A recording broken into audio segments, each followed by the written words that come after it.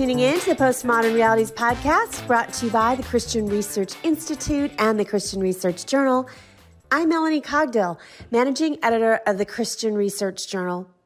It's March 2023, and this is episode 333, which is a conversation about talking about Christianity with Mormons, who are also known as members of the Church of Jesus Christ of Latter-day Saints, or LDS. Today's guest is Clay Jones, who is a visiting scholar for the MA Apologetics program at Talbot Seminary, and he is also the chairman of the board of Ratio Christi, which is a university apologetics ministry.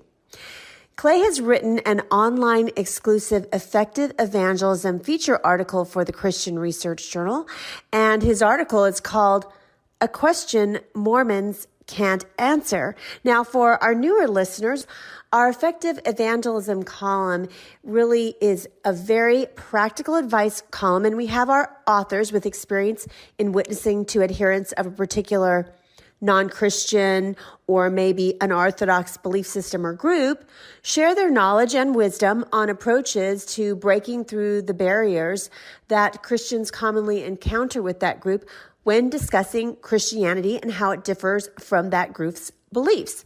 So our authors might share some general tips on how to engage with these particular folks, or they might explore a particular evangelistic tactic like we're going to talk about today that has proven effective, and it helps in overcoming a particular challenge when having discussions with those members of that particular group. Now, I want to tell you once again that our subscribers can read Clay's article for free at our website, equip.org. I do have some sobering news to share with our listeners with regard to Clay. He is a very long time contributor to the Christian Research Journal and has recently received a diagnosis of stage 4 cancer. So I want to ask Clay about that, and I want to tell our listeners about it so that you can be praying for Clay as he goes through his treatment and as he is living with this cancer diagnosis right now. So we want you to be praying for him. Thank you for asking about this, Melanie. A few weeks ago, I was diagnosed as having metastasized lung cancer. At least that's what they think it is right now. We are waiting for the genetic profile to come in from biopsies, and because that will allow them to target the cancer, whatever kind of cancer I have, much more efficiently. And our major prayer request is just that we would get a molecular profile that is shows that the cancer is treatable, because a lot of lung cancers are very treatable. And so that's my prayer request, is that we would come up with a lung cancer, whatever it is, that the molecular profile would show that it's very treatable. How I'm doing emotionally is, frankly, we're doing fine. I'm not saying it isn't stressful. Of course it's stressful. But I think that, as you know, Melanie, I've written a book, Why Does God Allow Evil? And I've even written a book on death. You've interviewed me on both these and stuff, called Immortal, How the Fear of Death Drives Us and What We Can Do About It. And by that, I'm just saying I have a theology of suffering. Especially my book on evil develops why we suffer and how we can triumph in suffering. And so I'm not saying that it's not stressful. I'm not saying that there haven't been some teary times. There are, but something that I think that a lot more Christians need is a good theology of suffering. And just one last comment about that, and it is, I like to tell my classes this all the time. God's plan A for your life is to take you through regular periods of suffering, and there is no plan B. So suffering is a part of the Christian life. We should expect it. God certainly intends to have it be a part of our lives. In fact, Paul said in Romans 5, we rejoice in our suffering, knowing that suffering produces endurance, and endurance produces character, and character produces hope. And I've had cancer 19 years ago. I had bone cancer. One of the best things that ever happened to me. I was thankfully surgically healed from that. I haven't had any problems since, but now here I am with a different kind of cancer. But God is going to use this for our good. And there's never been a time in Jeannie and my life when we've gone through something hard that God hasn't worked it out for our good. And he certainly did that 19 years ago, and we absolutely expect him to do that now. So anyway, thank you for asking. Well, as I mentioned, Clay has written an article for us about Mormonism. Now, that's something we have published on quite extensively in the past throughout the more than 40-year history of the Christian Research Journal, but a lot less more recently. And I think also, I just want to say that we have Mormonism in the title, but the Mormon church has really, I don't know, in the last 10 years, I'd say, embraced a different way of expressing who they are. So they kind of have moved away from Mormonism and more to the Church of Jesus Christ of Latter-day Saints and referring to themselves as Christians.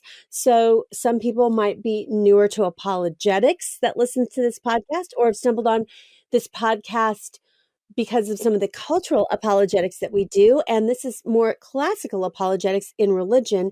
And they may not be familiar with the Church of Jesus Christ of Latter-day Saints or LDS. Now, I noticed even on social media, some people who have gone viral, I could just tell from just different like things in their living room. I think these folks are maybe Mormon. And then I looked at their bio, LDS, and it doesn't say the word Mormon at all. And so because of that, just even because of social media, a lot of like people are promoting Mormonism. I noticed this young kid, his bio was LDS, and I think he's a teenager, and he and his dad do viral dances. And so his link goes to the Mormon Church, LDS.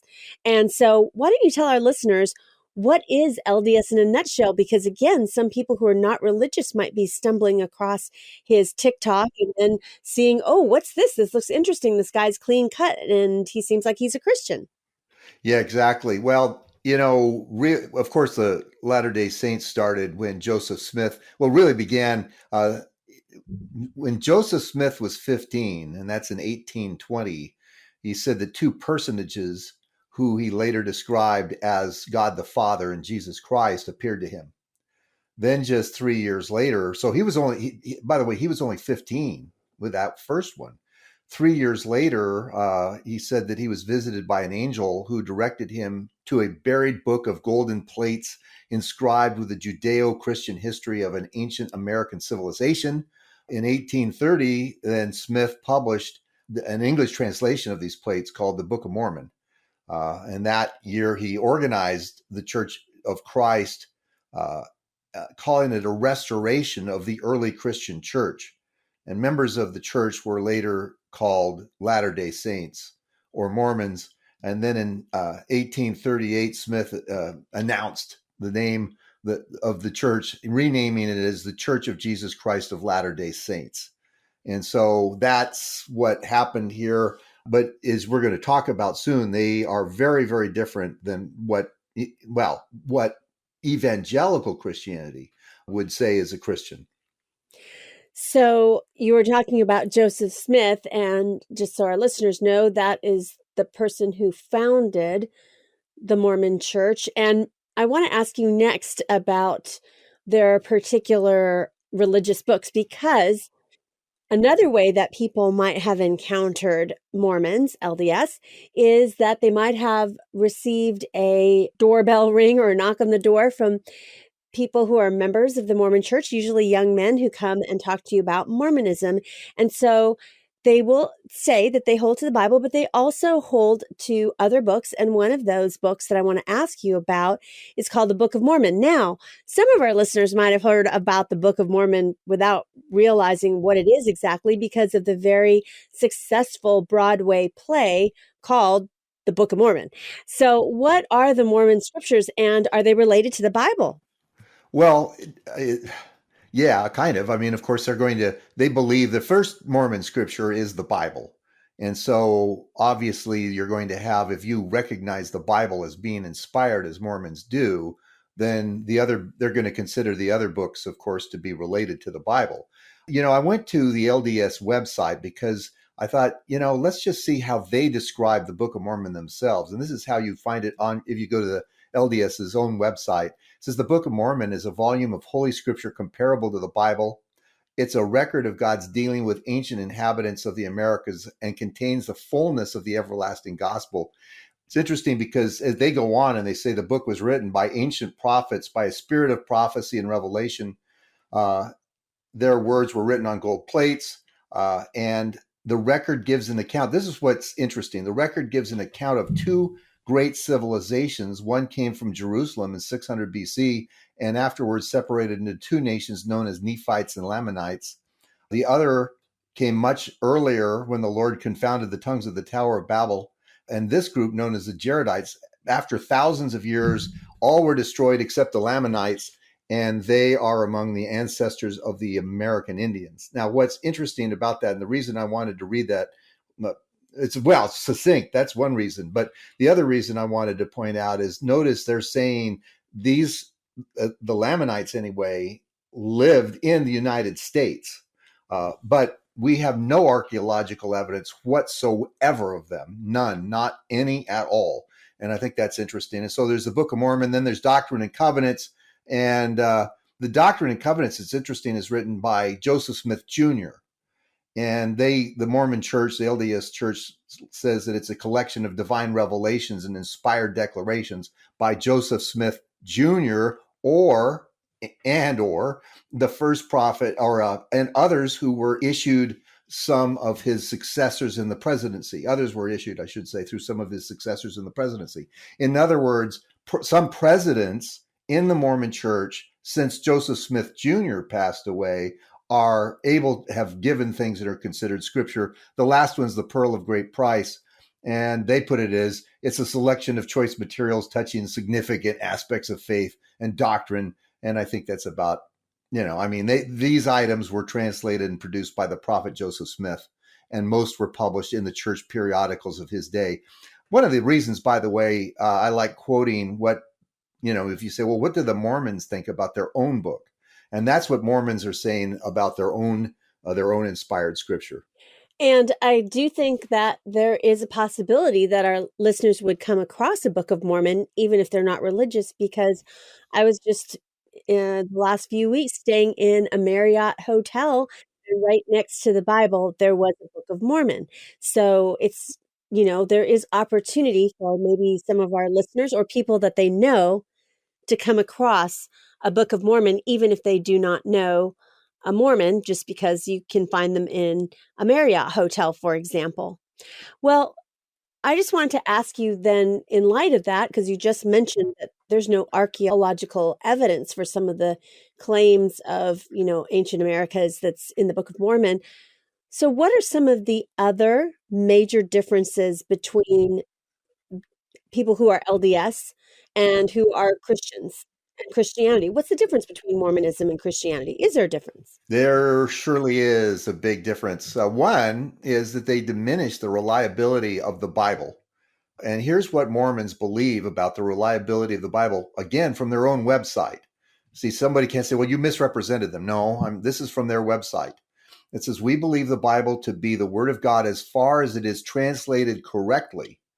And it goes on and says, in Joseph Smith's day, the word translate didn't just mean to take something from one language into another. It could also mean to transfer, convey, interpret, or explain. And although errors do appear in the various renderings from the original Hebrew and Greek, the bigger issue is the delivery of the ancient text to the present day. Many plain and precious things were taken away. So as the Bible texts were transmitted to us, certain teachings were lost. That's one reason people have so many different interpretations of the Bible. And as Joseph Smith experienced. So one way modern revelation, and by that he means Pearl of Great Price, Doctrine and Covenants, and the Book of Mormon. So one way modern revelation helps clarify and confirm the truths of the Bible by restoring other truths that were lost. And so we'll talk more about that later, about the reliability of the transmission of the Bible. But that's one of the first things.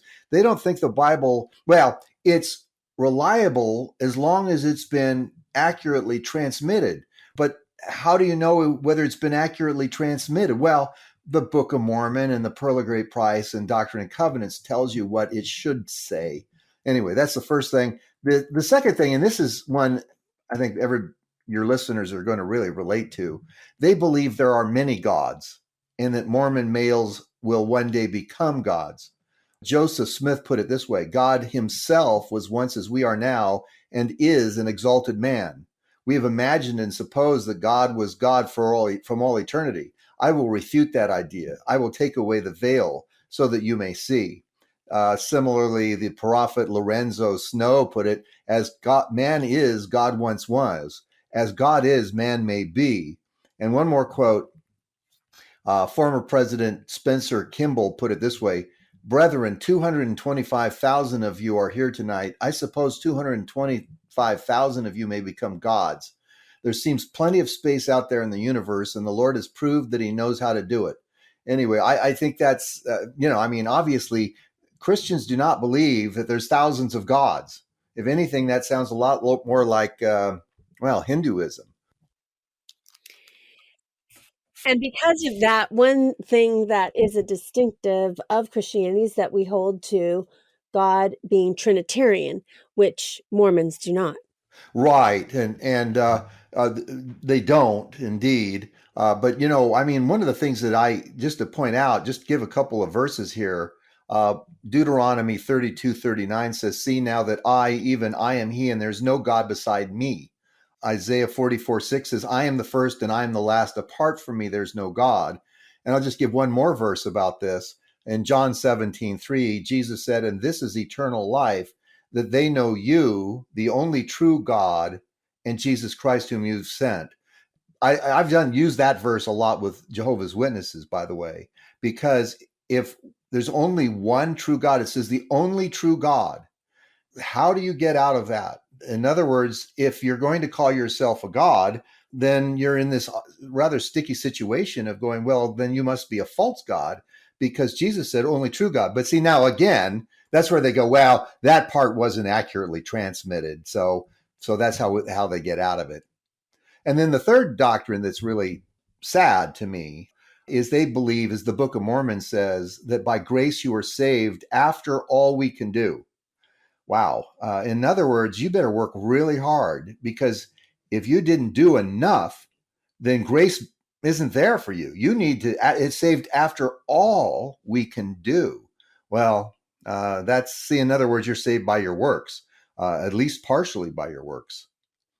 So I just want our listeners to know we have a lot of material on Mormonism, but we'll just put some links in addition to the link to Clay's article. We'll put some additional links for just some intro kind of articles and some helpful articles in terms of evangelism, because that is very true. And also, I don't think they look at the idea of sin as it's presented in the Bible as Christians do, specifically when you said you're just quoting them. You have to do everything that you can do to be good. And also, they do not hold the same way that Christians do. The Bible teaches about the afterlife. They have different, levels of things. We're not going to get into all of those details, but I just wanted Clay to go over some of the basics, because they have had some marketing campaigns in the last several years to show that an LDS is a Christian. And so we want to make the distinction, even according to their own website, if you go and look into it further.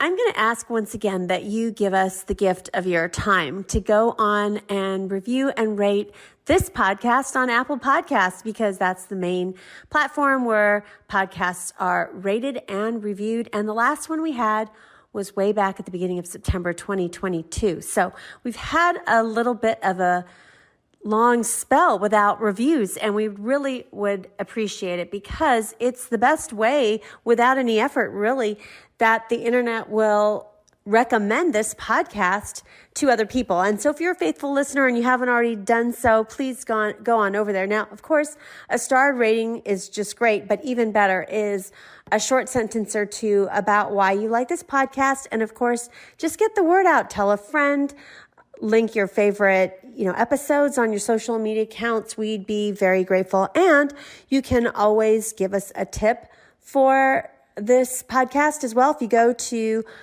equip.org and you go to journal, if you see Postmodern Realities, there is a landing page for all 333 episodes. And on that landing page, you will find a link where you can give us a tip. So we are grateful for your partnership. Thank you for helping us out.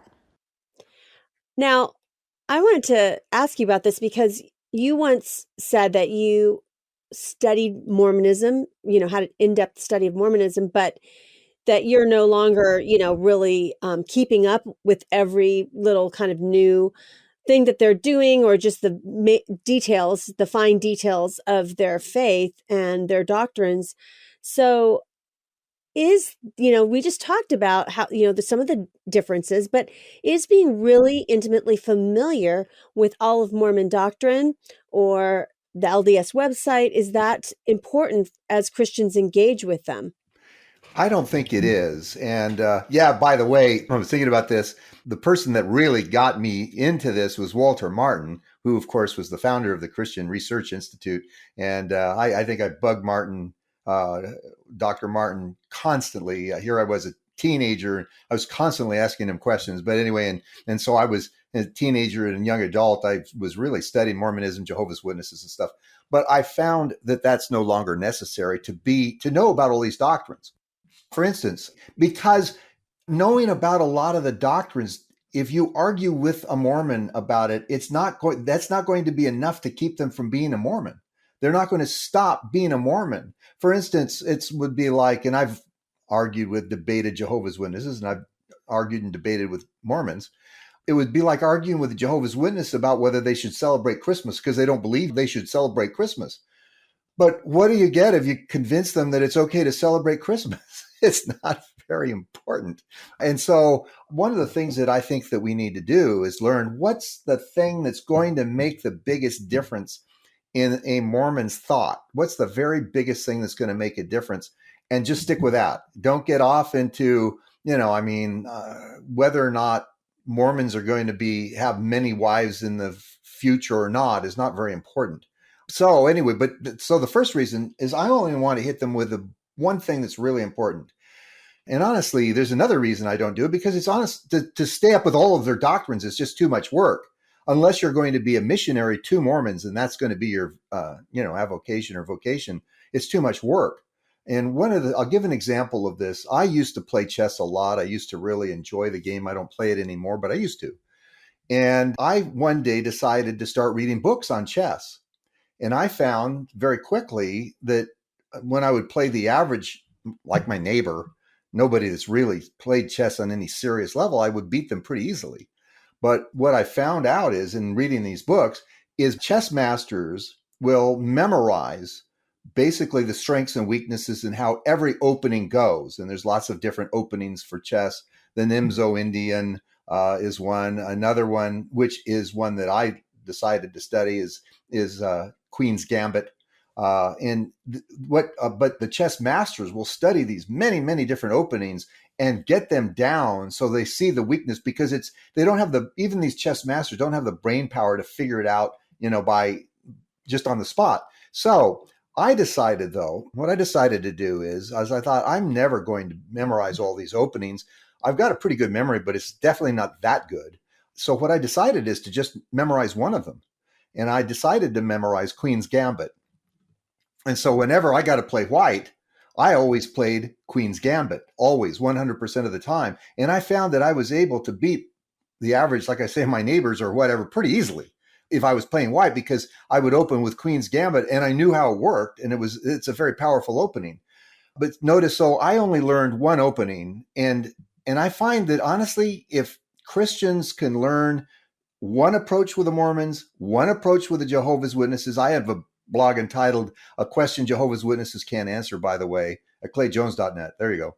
But if they just know one opening, one way of this is going to be the most significant, the most powerful, that's really all you need to know.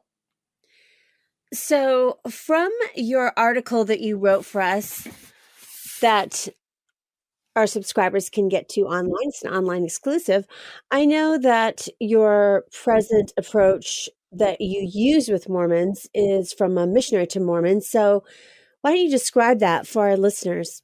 Well, I'm reminded of Dirty Harry and the Dirty Harry movies of long ago, saying a man's got to know his limitations.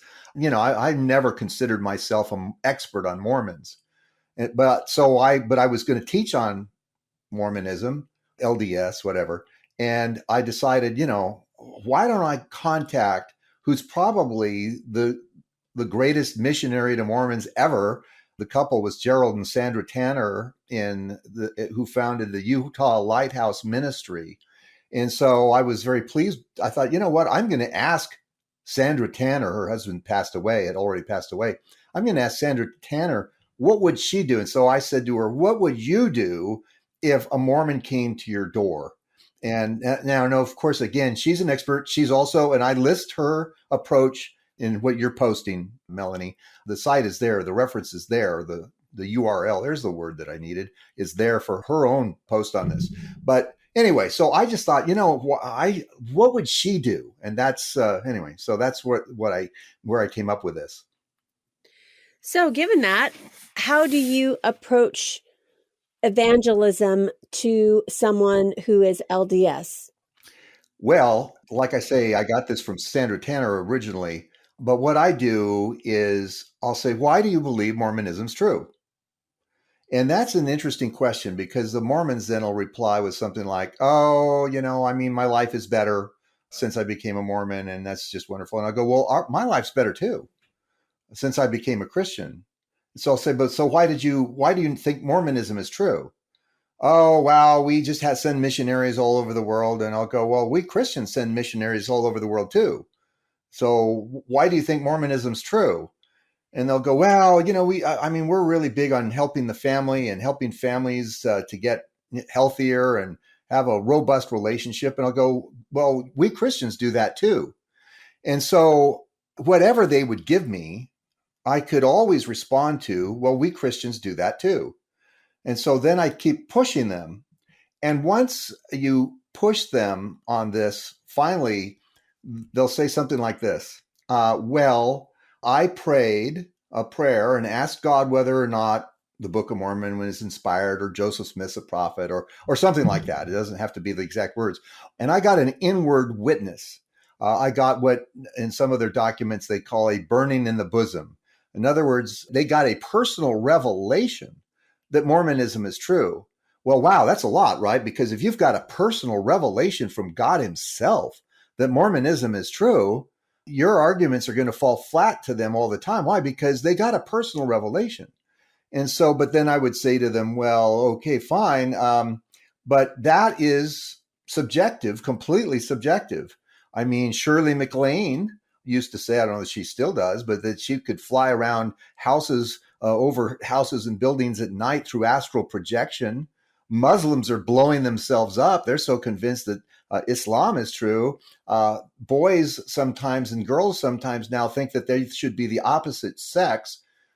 How is your belief worth any more than theirs is? And that really is very hard on them.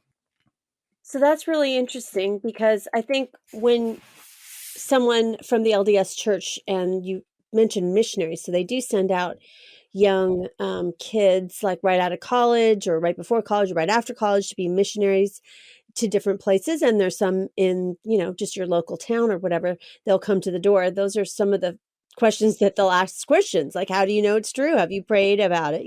Have you prayed about the Book of Mormon? Do you know it's not true?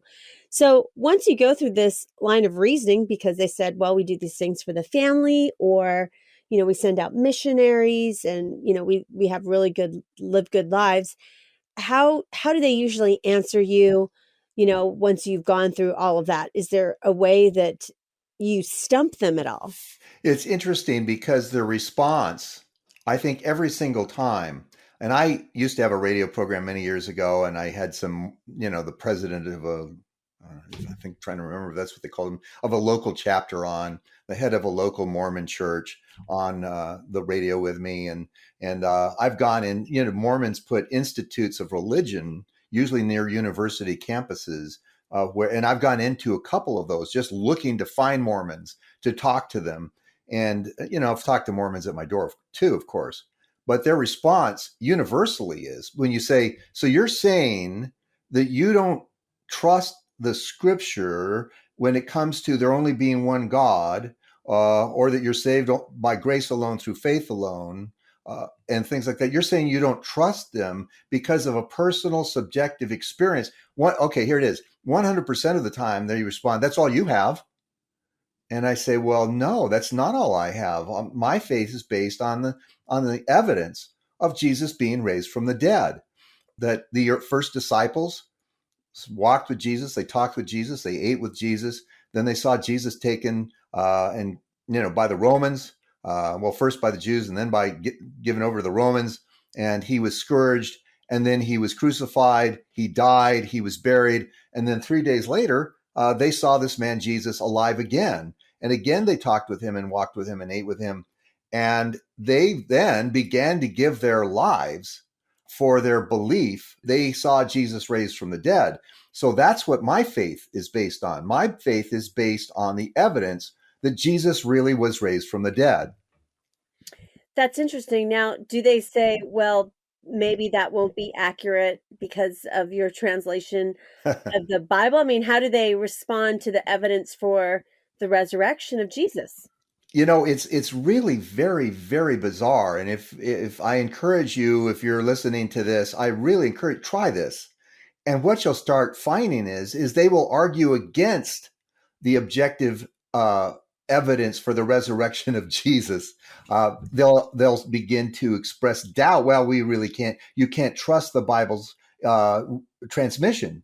And so they actually, it's always bizarre to me to be there talking to a member of the LDS and have them begin to challenge the resurrection of Jesus. Is bizarre. And of course, so anyway, that's very strange. So what they specifically do is they want to challenge the fact that the Bible was accurately transmitted to us, of course, and we already said that earlier, but that's what they're challenging. You really can't trust the Bible's transmission, so you must then be believing it because it's subjective. Well, I'm afraid that's not true, but that's where they go, as they begin to express doubt and begin to challenge the Bible's trustworthiness, because they want to put you on the same plane as them. And by that, I mean, they want to have it where you're saying, oh, okay, I guess my belief is really as subjective as the Mormons are. Because otherwise, if we have objective reason to believe that Christianity is true, but then the Mormons come along and change it because of subjective personal experiences, they realize that's not very reliable. That's interesting because I want to ask you about an article that you wrote for us. Wow, it's been 10 years ago, back in 2013, in our print edition. We published an article by Clay, and it was called The Bibliographical Test Updated. And in that article, just the idea of the test, it examines manuscript reliability. And, we've always, Christian apologists obviously have used that test to talk about the reliability of the New Testament. But why don't you tell us about your article, what it talks about the reliability of the New Testament? And, this article was from a decade ago. Is it still relevant today? Oh, it's surely relevant today. It's entitled The Bibliographical Test Updated. And, well, I'm going to just quote from the beginning. I could kind of ramble around and tell you what it is, but I'm just going to read the first paragraph of the article because I think I'll be able to get to the point a lot more quickly. The bibliographical test examines manuscript reliability. The bibliographical test compares the closeness of the New Testament's oldest extant manuscripts to the date of the autographs. Now, by extant manuscripts, we mean manuscripts that still exist, the oldest ones that still exist, because a lot of New Testament manuscripts have literally been read to pieces. I mean, where they just were no longer manuscripts. I mean, they were literally read to pieces. Sometimes in some, places, monks would use old manuscripts to light their fires. And that's a sad, sad story. But anyway, that's not for now. So it's the oldest extant manuscript to the date of the autograph. And the autograph is when it was originally penned, when Paul actually put pen to papyrus and wrote it down. That's called the autograph. And so anyway, it compares the oldest extant manuscripts to the date of the autographs and the sheer number of the New Testament's extant manuscripts with the number of and earliness of extant manuscripts of other ancient documents such as Homer, Aristotle, Herodotus. And since the New Testament manuscripts outstrip every other ancient manuscript in sheer number and proximity to the autographs, the New Testament should be regarded as accurately transmitted. So maybe I can put this another way, but that's how I put it in the article. But just to put it another way, if you're going to say that Homer, for instance, Homer's Iliad has the second largest number of manuscript attestations, and we have like 1,757, I believe, or at least that's what I put in the article. I think it's increased a little bit since then. 1,757 manuscripts of Homer. And manuscript, right? Just for everybody's, just to remind you, a means it was actually handwritten. That's what we mean by manuscript. It was so we had 757 of Homer's Iliad. By comparison, we have closing in on 6,000 Greek manuscripts of the New Testament. Then we have about 10,000 Latin manuscripts of the New Testament. Then there's 5,000 or 6,000 Slavic manuscripts, and on and on and on and on it goes. So that when you put it all together, the attestation of the New Testament when it comes to manuscripts and the earliness of our oldest extant manuscript and how close they were to the autographs is you have to throw out basically every single other work of history and say we can't trust any of them. Because the New Testament, when you compare the manuscripts and in number and proximity to the autographs, the New Testament beats their pants off. I mean, it's not even close. Like I say, we have thousands and thousands and thousands of manuscripts in Greek, Latin, Slavic, and a whole bunch of other languages that I go through in the article. Thousands and thousands of them. And there's only 1,757 of Homer's Iliad. And that is the second most attested to book there is in the world. So if you're going to say, well, I can't trust the transmission of the New Testament, you then need to say, well, and you can't trust, then you can't trust any ancient manuscript. You can't trust any of them. By the way, John Warwick Montgomery likes to tell the story. He was debating, a lot of apologists today wouldn't know who he is, but he was one of the most famous apologists back in the day and had a lot of effect on this generation's apologists. Anyway, me included. But he was debating Avram Stroll, atheist Avram Stroll, and he told Avram Stroll, he says, he presented this argument. He says, you're going to have to throw out all you know about the ancient world. And Avram Stroll said at the University of British Columbia, said, all right, I'll throw out all my knowledge of the ancient world. See the pressure that put on Avram Stroll in that debate. At that point, Montgomery loves to tell the story. The chairman of the history department all of a sudden blurted out, good Lord, Avram, not that. I mean, you're not really going to say we know nothing about history. But that's what you really have to do. You get into this terrible bind that we really can't trust history at all. There's nothing in history to trust because if you're not going to accept the manuscript attestation and transmission of the New Testament, then you can't accept anything else either. And I think that's a very, very sound argument. And one, and anyway, so I like pointing that out, of course, to Mormons. Mormons don't do well with that. They really don't know what to do. But I had, as a matter of fact, I had a Mormon neighbor about 8 or 9, 10 years ago, and he read Bart Ehrman's works because he wanted to beef up his ability to argue against the transmission and reliability of the New Testament. That's where these people are going, that they're actually studying this stuff, studying skeptics so that they, in case somebody says, well, the New Testament has been reliably transmitted, which, by the way, it has. So that's their way of getting out of it. But it's not, then you're going to have to, this seems really self-serving. All I would say is I would encourage you, if you get into this bind, go and see my article in the Christian Research Journal, The Bibliographical Test Updated, because I think it will give you the ammo that you need to say, no, the New Testament has been accurately translated. And here's the problem. If the New Testament has been accurately transmitted, then Mormonism is false. Because the doctrines that, well, we went through a bunch of them, but the doctrines that Mormons hold, like there's many gods, or that you're saved by, grace after all you can do, and things like that, all that falls apart. And I've debated, when I was debating these Mormon leaders on the radio, they really became incredibly, obviously flustered about this because they really didn't have any kind of a good answer to that. Now, we talked earlier about the Book of Mormon. Do you think some of these tests could be applied to the Book of Mormon, and would it pass them?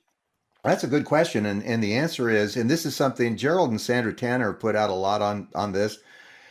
The Book of Mormon has been revised again and again and again. And if you Google it, say maybe Google something like revisions to the Book of Mormon, you'll see that it has been changed over the years.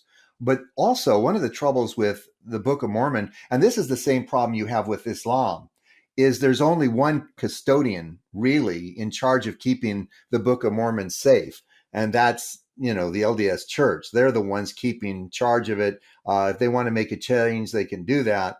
And that's the same problem, by the way, that Muslims have. They go, well, see, we don't have all these different readings that you have. Well, the different readings that we have are, one, tiny, and two, it's because we have thousands upon thousands of manuscripts. But when it comes to the Quran, there's only one manuscript because what? The House of Saud is not going to let anybody, they're in charge. And so the argument that well, we have better custody and thus a document that hasn't been altered very much, well, that's not going to fly. It doesn't fly. So anyway, I think that's a really interesting thing. By the way, I use the same argument that I use on Muslims that I use on Mormons. And that is, why do you believe Islam is true? And once you get down to it, if you keep pushing them, they're going to say, because of the inimitability of the Quran. What do they mean by that? That the Quran is such a perfect work that it's just excels any other work in the history of literature. It's that wonderful. But notice that that is subjective. That a Muslim in reading the Quran would go, this is the most beautiful work in the history of the world. That's subjective. I've read a lot of the Quran, and I certainly don't think it's even close to being the most beautiful of anything. There's all kinds of bizarre passages in it that don't make sense, like, that suggest that maybe you need to occasionally beat your wife. So anyway, I think it's fascinating that you're in the same situation with Muslims and with Mormons. By the way, one more thing about this, both Islam, Joseph Smith had the original when he was 15 appearance of who he said was God the Father and Jesus Christ. But then it was just a few years later that he got this appearance from an angel who told him that there was this book that he needed to have. And that's how Mormonism came about. Similar with Islam, an angel came and told him what to put in the Quran. I think it was the same angel. And for a cheap shot, I think it was probably named Moroni, although even in Islam, even though Muhammad, all of a sudden, Muhammad doesn't say this, but because Moroni is very close to moron. And I think that honestly, this is just a satanic appearance to both Muhammad and to Joseph Smith, dressing themselves up as an angel, and we're not supposed to trust that. Well, that is very fascinating. And again, I want to encourage folks to go and look at Clay's 2013 article, which is free on our website, equip.org, the bibliographic test updated, because it's going to really equip you, not just with Mormonism, but with other religious groups who have similar claims and their own religious work doesn't stand up to what we have for the Bible. Well, finally, I have a fun rapid fire question for Clay. Clay, Easter's coming up. Do you and your wife have any particular Easter celebration traditions that you celebrate? Just getting together with family. My family does Easter egg hunts. Obviously, I don't participate. I'm not a big fan personally of Easter egg hunts because it's kind of a fertility thing more than anything else, but whatever. I know the Greeks, when they do Easter, by the way, they have one hard-boiled egg at each plate, but it's dyed blood red. And I kind of get a kick out of that. But anyway, that's it. We'll be getting together with family. And no, Jeannie and I won't be looking for Easter eggs. One other thing about that, by the way, although I don't really think it's a good idea, I don't see what Easter eggs have to do with the resurrection of Jesus. I don't make a big deal about it with my family because, frankly, it's just too small an issue. There's a lot of big issues that I'm trying to work on with some of my family members, and that's just not important enough. Well, thanks, Clay, for being a guest again on the Postmodern Realities podcast. Sorry, I turned that into a teachable moment, Melanie. But anyway, thank you for having me. It's been a pleasure. And I'm glad you did turn it. It's usually rapid fire, but I bet people have similar questions about how to handle some of those non-religious holiday traditions and how to navigate those. So that was helpful. Thank you for being on. Thank you. Pleasure to be with you. You've been listening to episode 333 of the Postmodern Realities podcast, and it's brought to you by the Christian Research Journal. Today's guest was Dr. Clay Jones. He has written an online exclusive effective evangelism article for our journal. His article is called A Question Mormons Can't Answer, and our subscribers can read his article for free at our website, equip.org. Stay connected with the Christian Research Institute and all the new content we have coming your way. The best way to do that is to head on over to our website, equip.org. There you will find thousands of free resources right at your fingertips, from articles to video to audio, and it's all for free. You'll find our podcasts hosted there, as well as the Bible Answer Man broadcast, which is hosted by CRI President Hank Hanegraaff and streams live every Monday through Friday at 6 p.m. Eastern.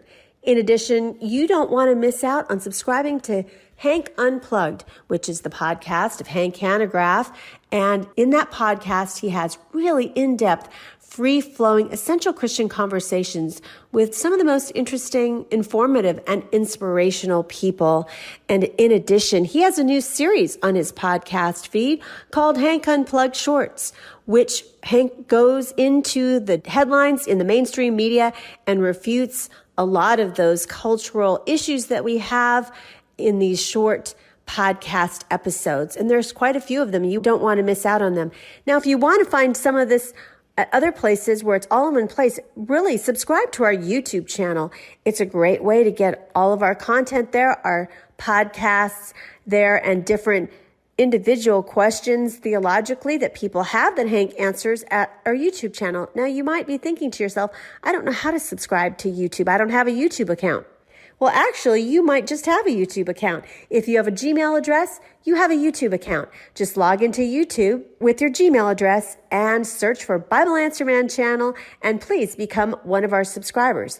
In addition, if you see that bell icon right there on our front page, please click that, and every time that we have new content, you will receive a notification that new content is up on our channel for you to be able to consume. So thank you so much for the ways in which you partner with the Christian Research Institute. We are grateful for you listening and reading and watching.